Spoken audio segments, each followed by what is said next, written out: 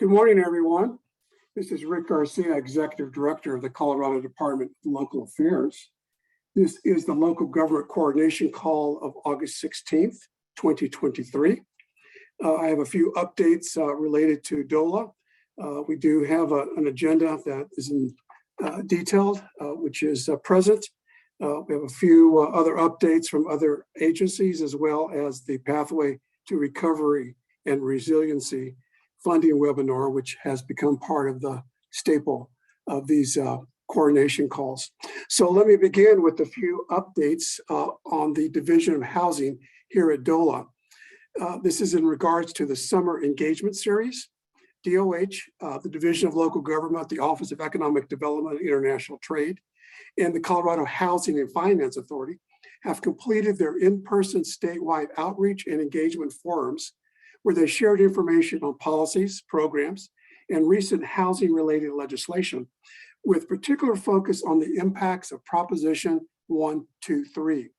Most of these 6 venues experience registration wait list, and as a result, a 7th virtual event is scheduled to take place next Monday, August 21st, from 9 a.m. to 12 p.m., and registration for this event is still open. More particulars on the Prop 123 update. Local jurisdictions who have filed a successful filing, 34 of those have been successfully approved, and it is related to their increase in their baseline of affordable housing by 3% each year for the next 3 years.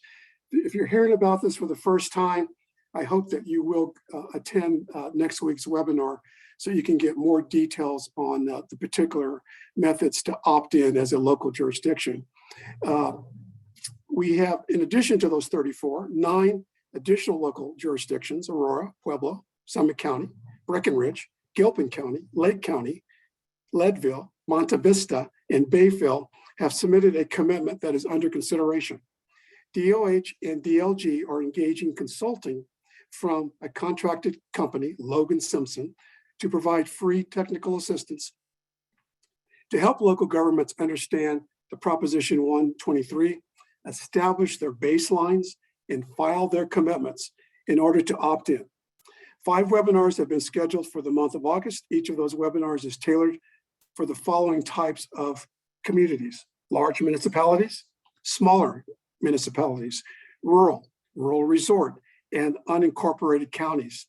The first of these outreach education events was a great success.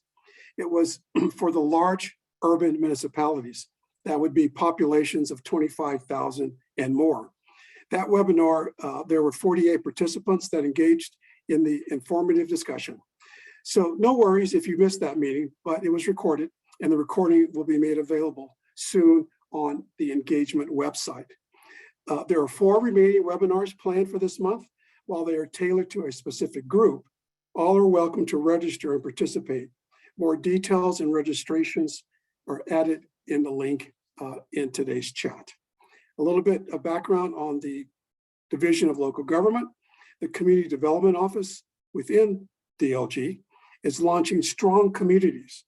This has a 2 grant opportunity that will open this summer to Colorado municipalities and counties, 1 for infrastructure needs, 1 for planning.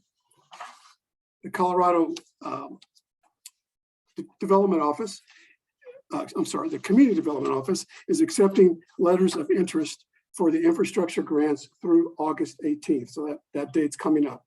And applications for the planning grants will be open through October 2nd. Additionally, to support the adoption and sustainable land use strategies, the CDO is hosting a series of webinars convening economic and environmental benefits. And again, that's in the chat for more information. Also, as a friendly reminder, we maintain the Local Community Funding Guide, which serves as a statewide comprehensive resource of funding opportunities relevant to local government entities and community-based organizations. This guide also includes funding opportunities from ARPA, IIJA, and the Inflation Reduction Act. This guide is updated on a minimum monthly basis So we encourage you to bookmark this guide and check it regularly. Also, as a reminder, the Nonprofit Infrastructure Program, NPI, is not directly for local governments, but we wanted to make sure you all were aware of that because it does impact nonprofits that may be in your particular geographic region or communities. Just a couple details. This NPI program is for small community-based nonprofit organizations serving historically marginalized and underserved communities. The application for nonprofits to apply is currently open and will remain open through August 31st. Please direct any nonprofits that you think might be eligible in your community to the website for more information. Again, that website is linked in the chat. Now let me turn over an update to Alyssa Dingberg from the OEDIT office, recovery office, who has an update on the Regional Infrastructure Development Summits. Thanks so much, Rick. I'm going to go ahead and share my screen so you all can see my presentation.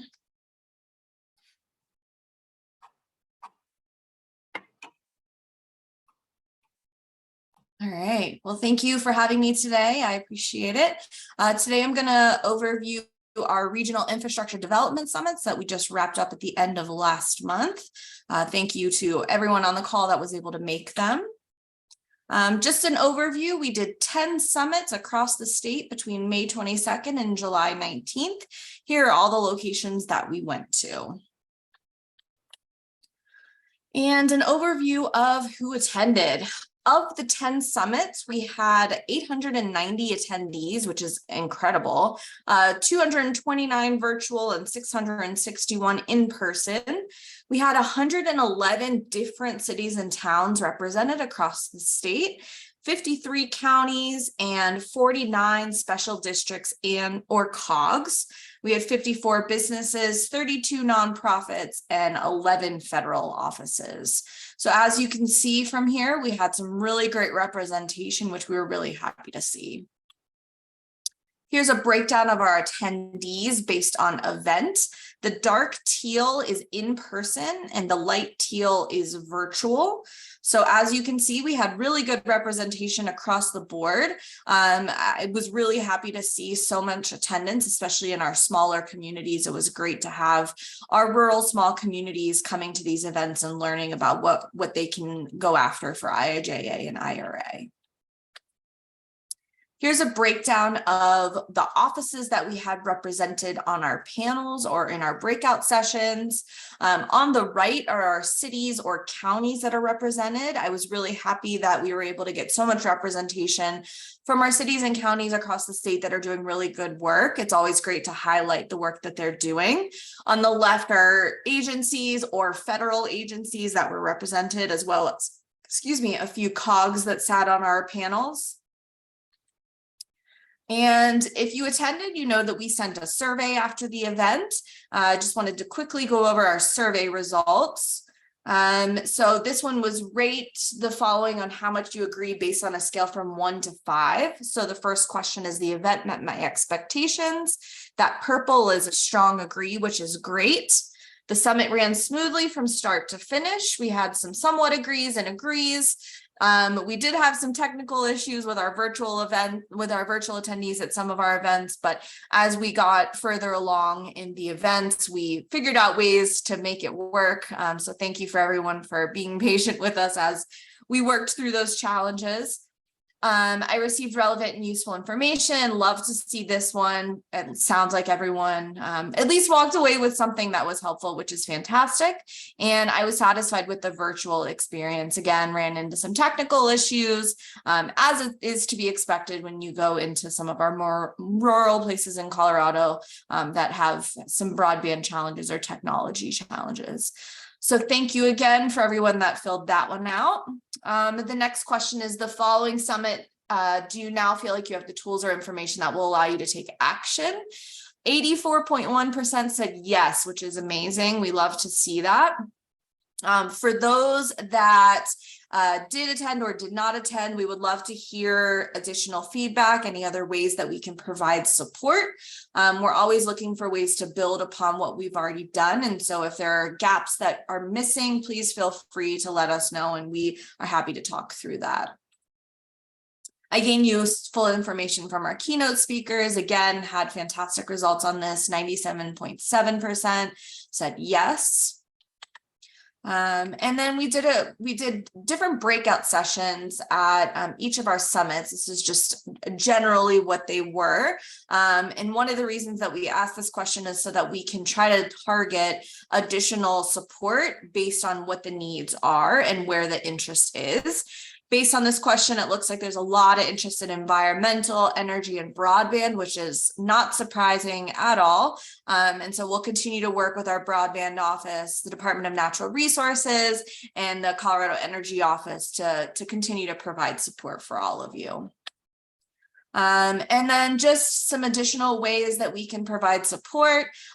This was an open-ended question, and so I pulled answers that represented quite a few of our answers to help summarize this question. And then next steps, this is just a quick overview of some of the next steps that we're thinking about. For those that don't know, we have IIJA office hours the third Thursday of the month at 2 p.m. This really is an open-ended meeting with no goal in mind other than to support any questions or comments or concerns that you're having. We typically do not have an agenda, and we really want to reserve this time for you all to come ask questions, just be a fly on the wall and listen to what other people are asking, and then occasionally we'll have some updates.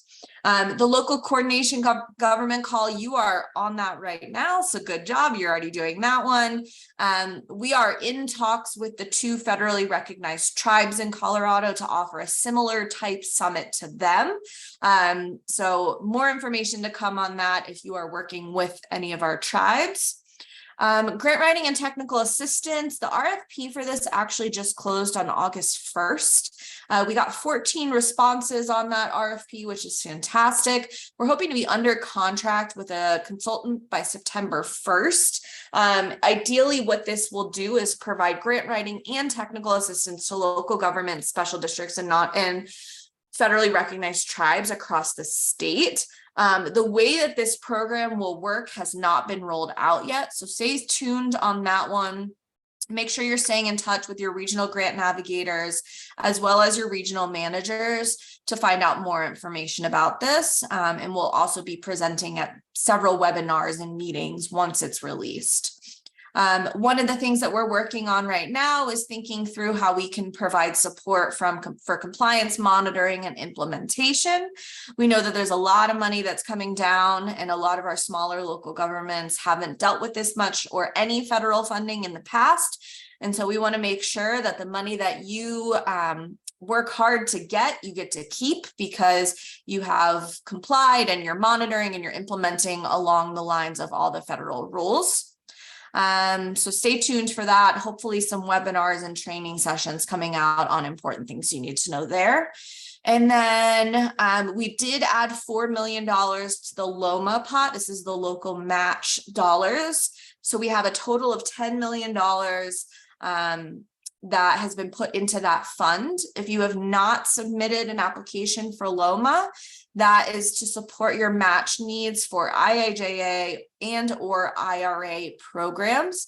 DOLA is managing that program. So even if you're going after a broadband federal program, you're still going to apply through DOLA to receive those funds. If you have any questions at all, please feel free to reach out to myself or DOLA about that. Your regional manager can put you in touch with the program manager for LOMA. Happy to answer any questions on that one. I know that there's still a little bit confusion about what you can apply for and how the funds can be used. So just reach out. And then last but not least, the State Recovery Office is doing a bi-weekly newsletter. This is in partnership with DOLA and our other agencies that are administering IIJA funds. The goal of this newsletter really is to provide you with information about upcoming programs that are available, and just provide one place to look for resources on IIJA. So if you are not receiving these newsletters, please put your email address in the chat, and I'm happy to get you added to that newsletter. I know that we all get a ton of newsletters, but if you're really looking at IIJA funds, I highly recommend you getting on that. And that is all I have. I'm happy to take questions from the group if there are any. Thanks, Alyssa. Can you hang out till the question and answer session on the agenda? Sure, happy Thank to. you. Kate, I see your email. I will get you added to the newsletter. Okay, thank you very much. Great update. So now I'm going to turn the introduction of our Pathways program webinar over to Shell Sabo for the introduction. Great, thank you, Rick. So yeah, continuing the theme of funding navigation here. For those of you who might be new, the purpose of this webinar series is to help you all break down state and local funding opportunities to better address issues that you might be facing or challenges you might be facing at the local level. So we are hosting this series in partnership with the State Recovery Office as well as OEDIT and other partners. And today we have our lovely friend Cindy Lair, who's going to go over some of the funding that's available to support agriculture resilience. Thank you very much, Shale. I am happy to be here today to talk about what the Colorado Department of Agriculture's mission is and what we are doing to help build resilience out throughout the state in agricultural communities. Just a reminder that CDA's mission is to strengthen and advance Colorado's agriculture and to promote a safe and high quality food supply, protect its consumers, and foster responsible stewardship of the environment. And so I work in the Conservation Services Division. And as I was talking with Jemmy about this presentation, I realized that most of you are with local governments. You're with cities, towns, and counties. And the main local government that we work with at the Colorado Department of Agriculture is the 74 conservation districts that are located throughout the state. And as you think about the districts that you work with, the conservation districts that may be in your jurisdiction, you'll realize very quickly that they don't always follow the same boundaries that the rest of the counties in the state follow. And that's sometimes they do, sometimes they don't. And so many of you may find that you're already working with your conservation districts on different projects. And if you are interested in connecting more with them, we definitely would encourage it, and also would provide our own assistance if you need that in helping to build more capacity in your local conservation districts. Some of them are doing outstanding work. Many of them are doing outstanding work to provide that local agricultural and environmental resilience. And we're working to make sure that we have them connected with their municipalities and counties to help leverage local funds that either you get or they get. And so most of what I'm going to talk to you is about the funding that is available to the conservation districts. Many of you are very familiar with the Colorado Noxious Weed Program, and that is also housed in our Conservation Services Division. And I am putting the code or the link to that if you would like to find out more information on noxious weed grants that we provide to local governments. But I'm not here to talk to you about the Noxious Weed Program today. I'm here to talk more about the recent USDA grant opportunity we were given, that is called the Climate Smart Commodities Grant. We asked for $30 million and we were very happy to receive $25 million. And 9 million of that is going to conservation districts and eligible entities to help them deliver the state soil health program. I call it the State Soil Health Program, but it really is a more locally driven program. We're just providing it statewide with guidance and technical assistance, as well as local funding for producers. And I'll get into that in a minute.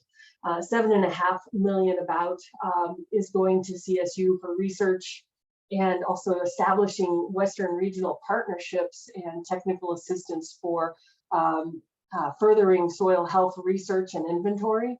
And then $4.3 million is going to stay in the Department of Ag to help with the operational side of this and providing technical assistance. What I'm going to get into with my next slides is the national, or the STAR program, but $3 million of this is going to go, our dollars are going to go to establishing a national STAR program. And then we have about $1 million that's going to soil tests, marketing, and things like that. Next slide, please.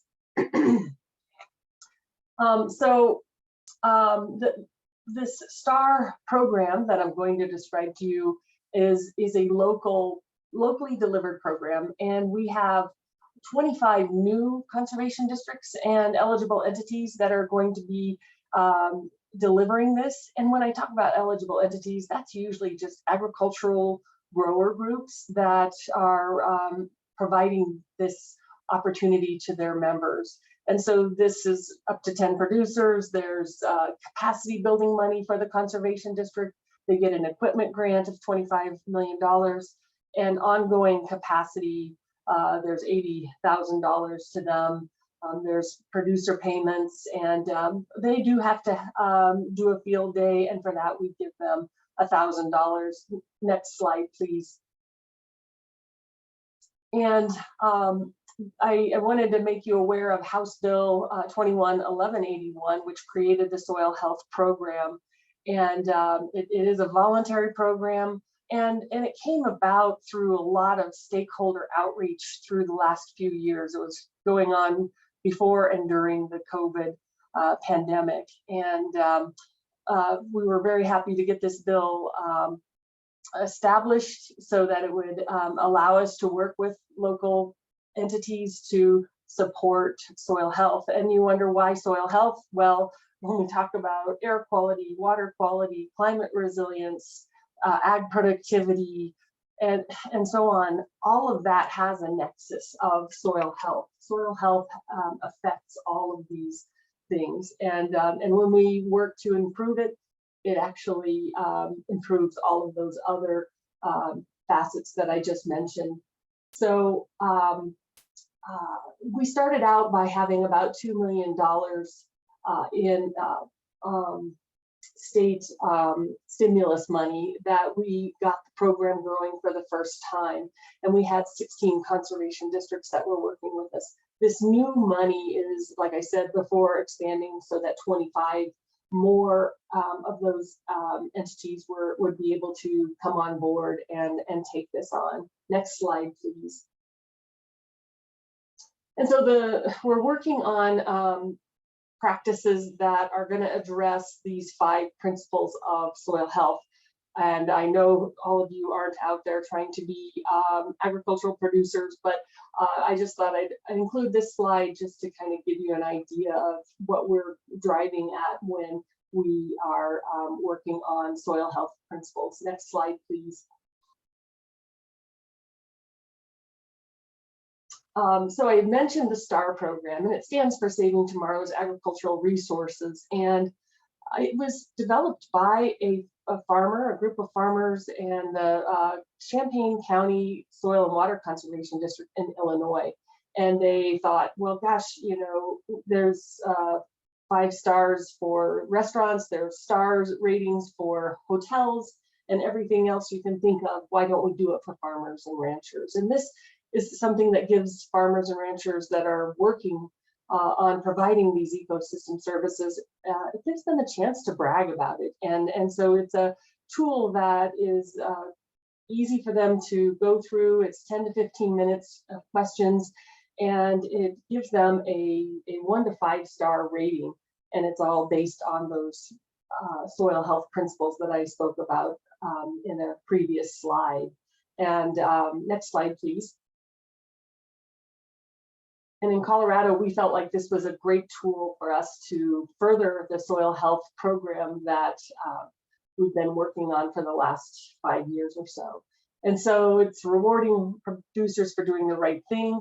We're going to have market opportunities for them to get credit for the ecosystem services and the climate services that they're providing.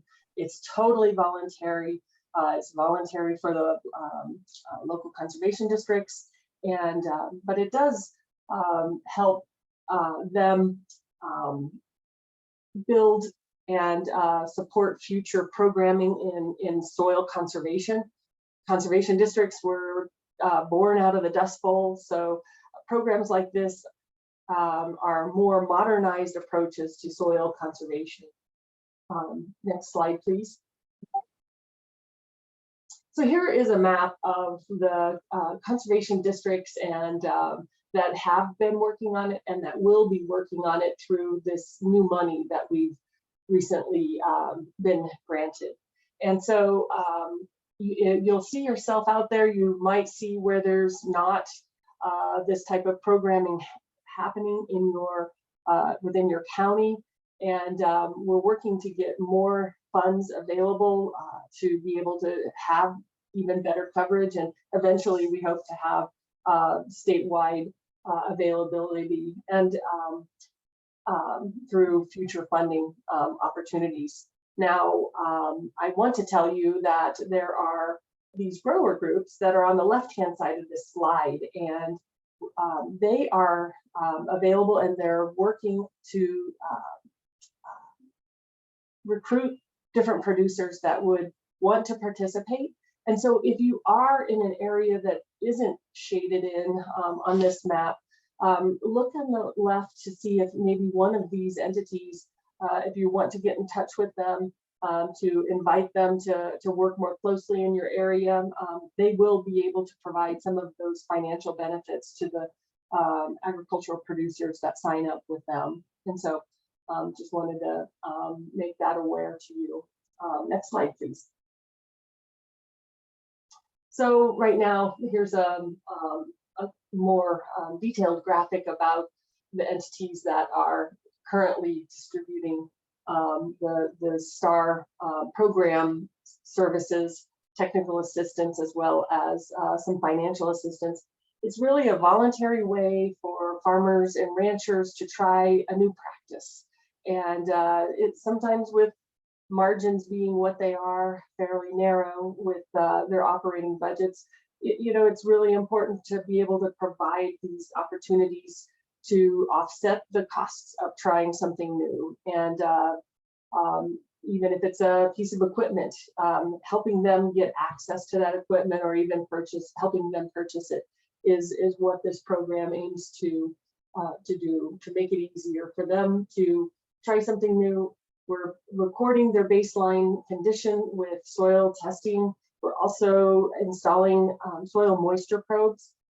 As we all know, water is our most precious resource in Colorado. We want to keep it clean and we want to make the best use of it in our agricultural settings. And so what we're seeing and what we expect to see is an actual increase in the soil or the water that does fall on that land, and as it improves in its soil quality, it actually holds water better and making farmers more resilient because of the way the soil is able to take up and retain and make available the available water. So anyway, I'll go to the next slide.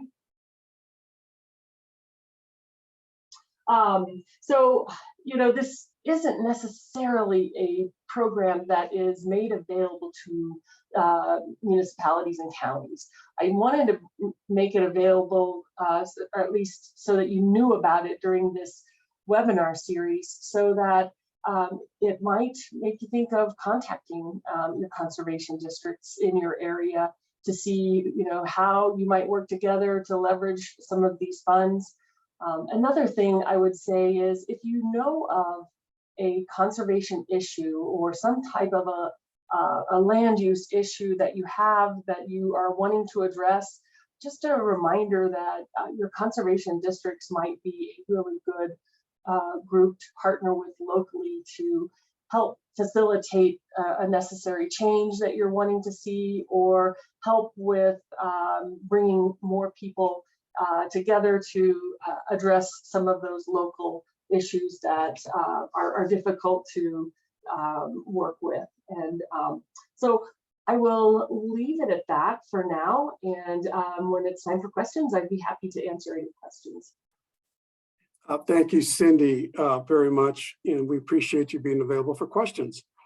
And that, in fact, is the next agenda item, is questions and answers facilitated by Ann Miller. So I'll turn it over to Ann. Thank you. Yeah, we had a question kind of adjacent to soil health practices for turf replacement incentives for local governments. And just a reminder to folks that the Colorado Water Conservation does have a newer turf replacement program, and local governments are eligible. I put that link in the chat. Yeah, that's great, Anne, because this program isn't really connected to turf replacement in urban areas, but we are very, very focused and concerned about making sure we're making this funding available to urban farmers and community gardens and things like that. So some people might be happy to know that we are focusing a lot of our efforts, more than in the past, on urban gardens and urban farming. Great to know. Thank you, Cindy. And then a lot of folks did drop their emails into the chat for Alyssa to add to the infrastructure newsletter that the State Recovery Office sends. So you can do that as well if you would like to be added. And right now, I'm not seeing any other questions come in.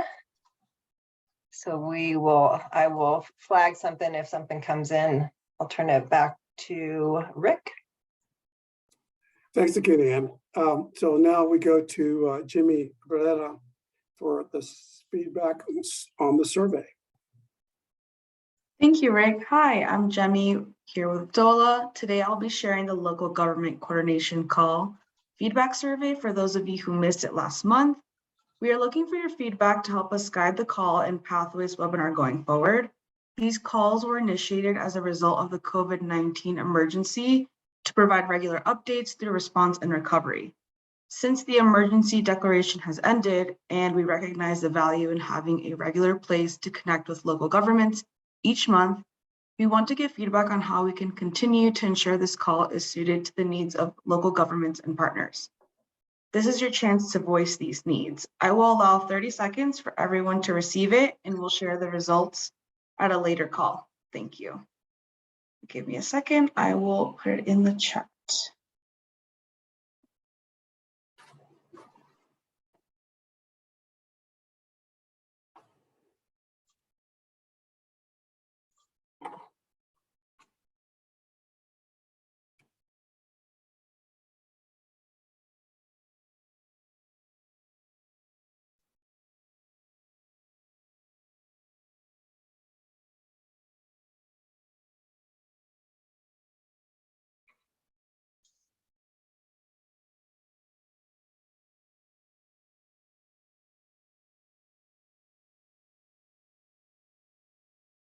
Okay, thank you so much for participating, and please let me know if you have any questions. I'll give it back over to you, Rick. Thank you, Jimmy.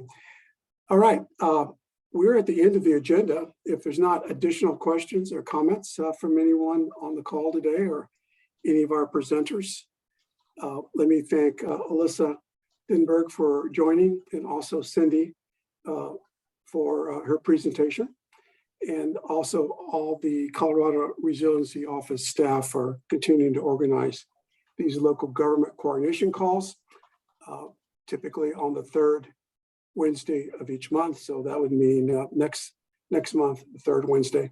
So if there's nothing more to come, I see no additional questions in the chat. We will stand adjourned. Thank you all for joining today. Enjoy the rest of your day, week, and summer. Take care now.